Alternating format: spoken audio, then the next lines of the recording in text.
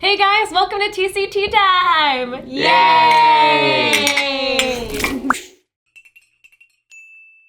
So today, we're back in the studio with our two new members at Tokyo Creative. We have Judy. Hello! She's new, she works at Tokyo Creative now, and hopefully she'll be in more videos in the future. Yes. Yay! Yoroshiku! And we have Jake. I'm not the new guy, but I'm Jake. Jake, yeah. As usual. Same as usual. That's me. Just Jake. Just Jake. Anyway, I'm Shizuka, as usual as well. And we have Kelvin, who is back from the last episode. And if you haven't watched last episode, he is a voice actor in Tokyo.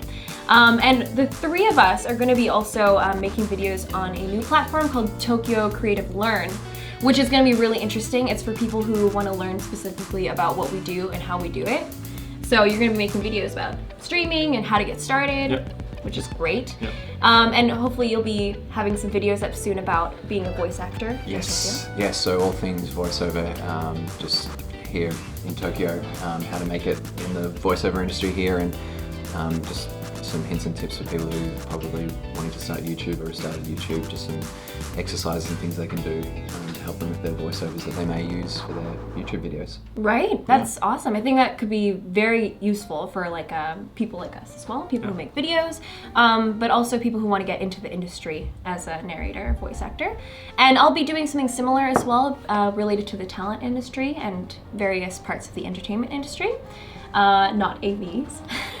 Why did you say that at me? What was that? I did not expect that. As soon as I said entertainment industry, I was like, I knew. I wasn't even thinking that. Straight onto the bus. I mean, it's not a bad thing to think about. Not AVs, Jake. It's a great industry that's huge out here in Japan, and it's alright, I just wanted to make sure that we're all on the same page here. I'll teach you how to get into JAV. not the JAVs. The PC version of the industry. This is all gonna get cut out. Fuck. The PC part of the entertainment industry, and like how I got started and stuff like that. So yeah, lots to learn. And anyway, something that we saw a lot on the TC Learn site was a lot of questions about how to make friends in Tokyo, surprisingly, because we also talk about topics about getting started in Japan, settling down, and people were wondering, like, how do you meet people when you get to Tokyo for the first time? And that's a really great question. I also had the same question when I first got here. I started university here, so I came here when I was 18.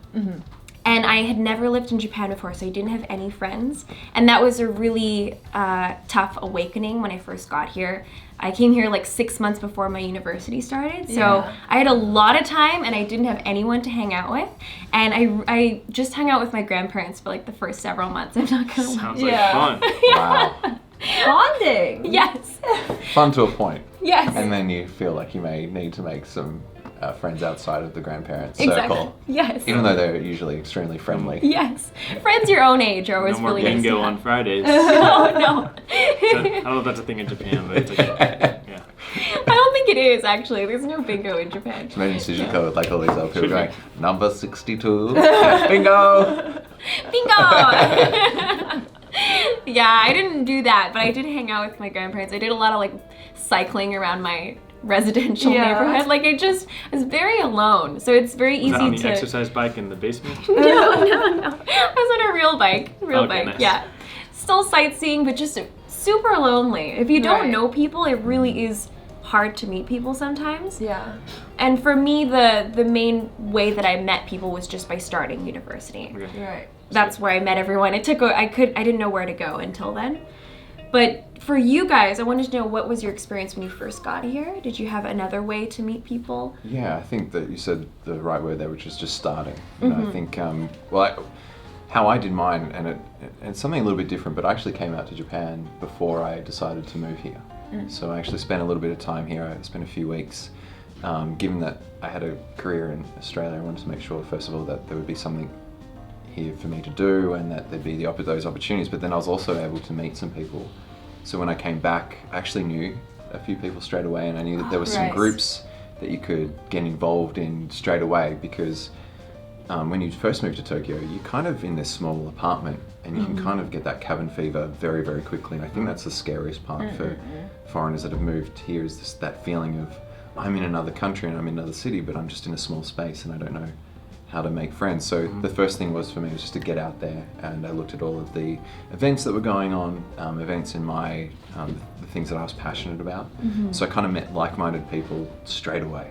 Nice. And that helped a lot. So I wasn't just trying to make random friends. I was like, okay, this should be tailored towards people that I know that I can hang out with, as well as trying to do work here. And that just helped me straight away to be like, oh, I know that one person. And it just sort of gives you that sense of relief that you've got someone to text, someone to talk to, Right. someone to meet up with and have coffee with them once a week. I'd say don't be afraid to tell them that. I think a lot of people are kind of afraid that, if I ask them to have coffee with me once a week, I'm invading their space. But if you say, hey, look, I don't know anyone yet, and it'd be really great if I could just have a coffee with you, just so I've got someone to talk to once a week. Because you can do the FaceTime all you want with friends and family, but until you have that one person that really gets what you're going through too, especially if they live here, they know what you're going through. So I would say just start by going out and trying to find that one person, maybe in your own industry, or someone that you just meet that is willing to give you that time, that understands. Right. Because most of us do, and I certainly with TC Learn, I think as well, with and the community as well, we're kind of quite friendly in terms of understanding where you're at and what you're trying to achieve, and that we get it. Right. So don't be afraid that you're the only one feeling it, because we've all been there and done it. Yeah. Definitely. Yeah. I think moving to a new country, like any country, right? You kind of forget how you make friends almost, because you haven't done it in so long. Yeah. So then That you have sounds like to elementary school. yeah, exactly. Like we have to relearn, I guess, skills. Social Social skills Yeah. that you didn't have to use for a very long time. So I think part of it is that you have to be okay with knowing that it's going to be awkward, you know? Yeah. And like you said, people are understanding of that. You being in a new country, you have to get used to the culture. Everything is so new. So like, yeah, people are definitely willing to help you here. So just not be afraid of asking. Yeah. Yeah. Definitely. I think people in Tokyo in general are very friendly. They do come off at first as like being quiet and reserved, and they're not very talkative, but if you reach out to people, they're very willing to help you. Yeah. Even willing to become friends if you're in the right area. Like if you're in an izakaya or like a bar, they're very talkative and Yeah. they Especially might a couple of approach drinks you. in. Yes. Drinks help a lot. Communication. Drinks help. Communication. Yeah, right. That's very true.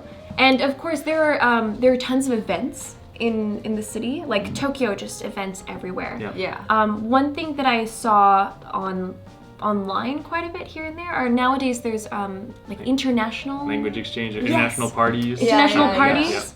Yeah. And those, if you just search on Google international parties in Tokyo, there's a whole bunch of them. Yeah. Meet And- up, Internations, I think Yes. is one as well. Yes. Yeah. Good one. I think I saw like, I don't know, some websites like Tokyo Cheapo events. I've heard of that. yeah. Yeah. But they have different bars like either sponsor them or different like little like restaurants will sponsor them like every week or every month. Yeah. Like little meetups like that, I think. I haven't been to one yet, but Yeah. I know they exist and some people do make friends there. Tokyo Yeah. Gaijin is another really great one, Oh, where yeah. they have people that, you know, they'll do lots of events where they'll go skiing, and you know, that's cool. that's actually a really great one. Yeah. There's one that's a great one just to do activities, just to go and meet people. They do that. Right. Yeah. But funnily enough, how I kind of met you was through Tokyo Yeah. Creative, because they had the offline. There was I met you at one of those parties, but how Yeah. I've been able to get involved is going to an event. Yeah. You know, I was sort of apprehensive about going to a YouTube space, but I came to one of the offline events. Yeah. And it was great. You met people, you know, in that one space. Nice. So there's just so many out there. But that came through Facebook. Someone who I knew was interested in the event, and I saw the event and I went, oh, cool. So sometimes, you know, that's how you can sort of do it. Just find those groups, and then someone who you can then become Facebook friends with will be going to events. And you can sort of spring yourself off there. You don't have to be with that one person the entire time. You're just using that as your launch pad to Exactly. find new people and that type of stuff. And Very it's- true. Yeah. Yeah, it's good that you brought up the like Tokyo Creative event, because Tokyo Creative is doing events now too. So if you're interested in meeting people, that could be a way to meet people. It's also a good way to Yeah. meet your favorite influencers and like hear what they have to say in person. But of course, a lot of people come to those, and like-minded individuals, I believe, since Yeah. they all watch the same channels, and you probably have that in common, Yep. living in Tokyo. So that's it. We'll be doing another event like that very soon as well. So if you're interested, you can find that. And in addition to that, like there's just all kinds of events, like you said, at bars or various networking events. Like those also are very popular in Japan. You can usually just search them up online, and they'll pop up. And Facebook is a good great way to find them too. Yeah. And you always get free food and drinks, which is nice for these events, you know. Yeah, you're gonna have to tell me where those are. Is that Yeah, I wanna know a too. usual thing to get free food and drinks? Is it not? Or maybe I'm just purposely looking for those. Free like, food and yeah, drink events, Tokyo. Exactly. Yeah. That's a good way to start. Like start Yeah. out by looking for food events. That could be Yeah. really good.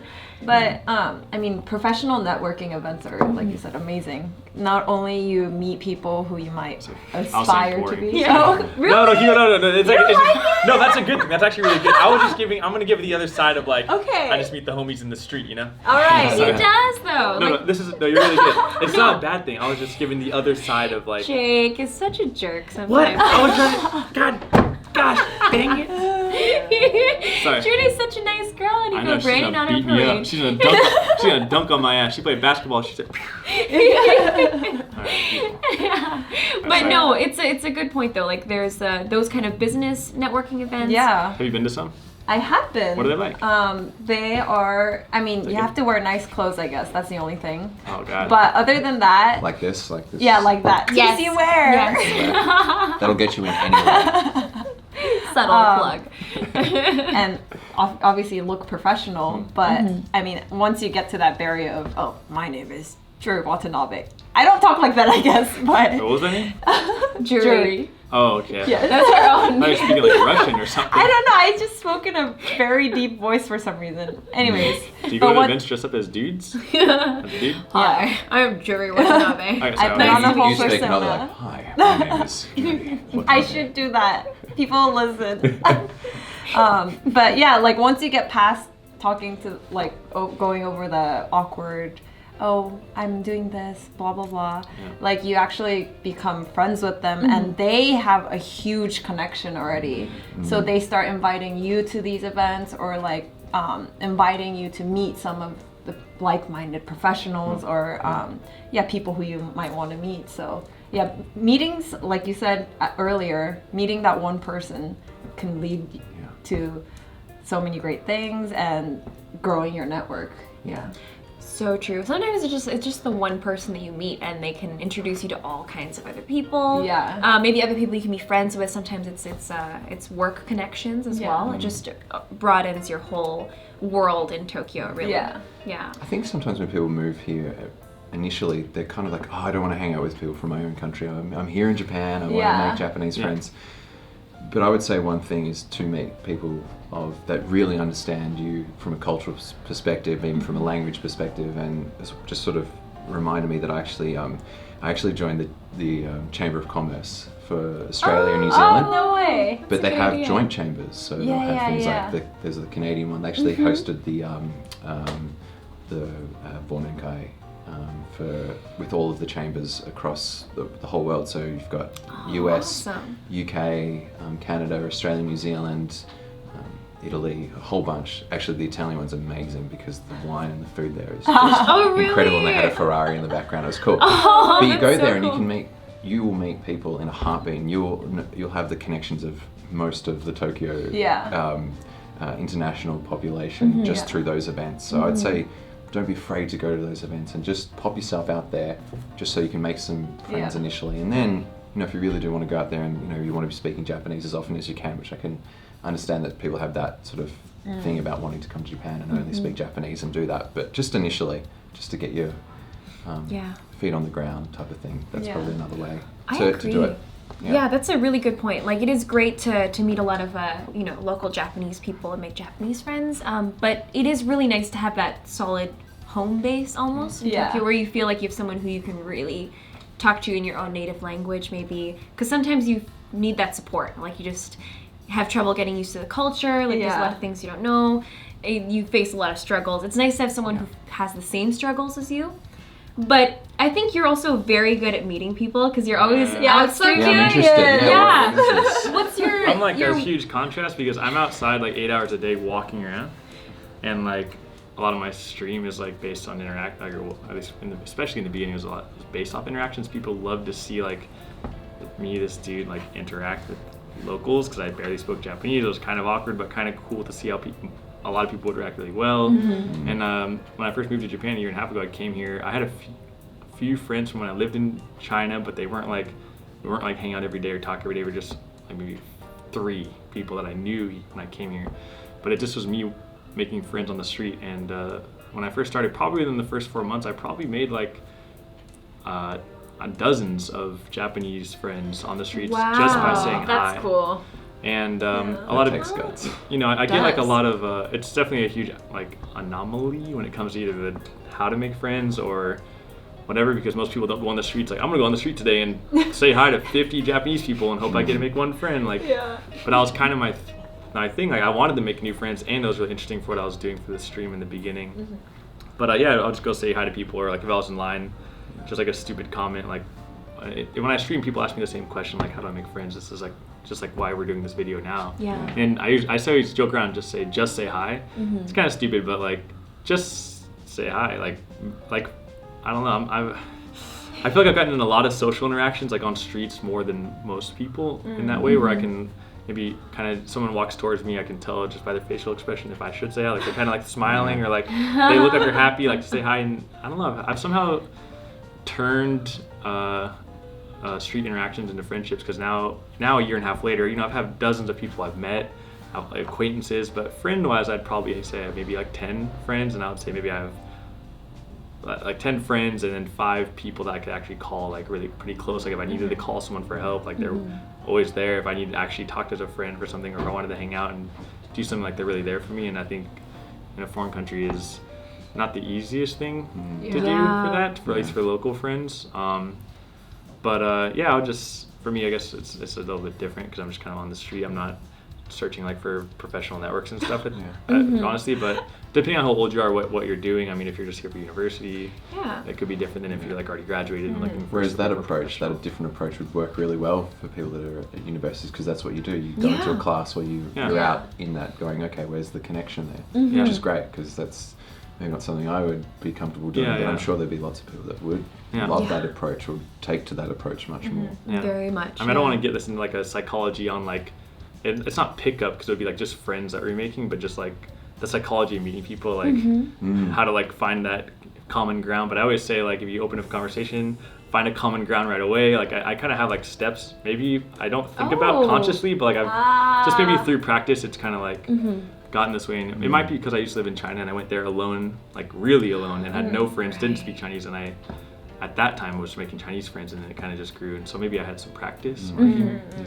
But yeah, finding common ground, going places that you like, and then people that go there probably they like going there, whatever. Maybe if it's a izakaya, or if it's a cafe, even, like, you know, it could be anything, a library, like it depends what you're into, and a manga cafe, you know. But yeah, just saying hi, sounds kind of stupid. No, it's like true. It's so, But I don't know. It's simple. It's simple but effective. Like that's the foundation of basically making a friend. You just need to approach them and say hi. I'm so and so, and then. I want to say that like a big struggle as a foreigner, if you do come to another country, maybe because you're in the U.S. for 10 years, I don't know what you experienced. In the back of a local's mind, like if you meet other international people, it's usually easier because you guys get along quicker or faster, and they probably don't think about this. But some locals, like I know my Chinese friends actually used to tell me this when I lived in China years ago, like it's harder for them to really attach themselves to a foreign friend, because in the back of their mind they think the foreign friend is going to eventually leave, so they're not going to fully attach themselves as like a really true best friend. That's so interesting. Because they're Never thought of that. it's not like they're scared of a long distance friend, because it's not like a relationship, but you know, like they'll maybe think of you more of a surface friend. So trying to break that barrier of being like, yo, we're going to be friends, like if you're really looking for real friends, like we're going to be friends, and you know, it's so cool to have a friend across the world. I can't wait to do that. And I've heard some people are kind of like, even you can, I think I can kind of feel it sometimes when I meet somebody and start hanging out with them, you feel like they put a little less effort. You know, I don't know if it's because you're foreign and they think, oh, you're leaving in a year, so like you're just gonna be a fun person, like be friends with, and I don't know. For like a short time. Yeah, it's definitely a difficulty. I don't know if anyone else ever Yeah. experienced that. Yeah, that's a good point. But- Like, just a little bit related to that, but also alternately.